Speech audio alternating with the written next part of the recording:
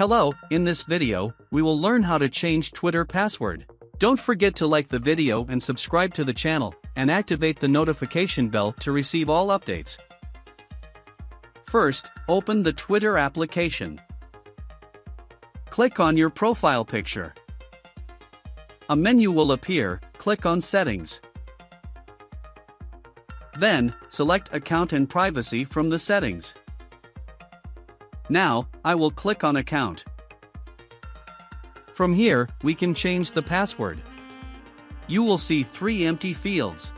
Enter your current account password here. Then, add a new password. Re-enter the same password for confirmation. Now click on Update Password. As you can see, the password has been successfully changed. Finally, support us by liking the video and following us to stay updated with our latest videos. Thank you, and see you in the next video.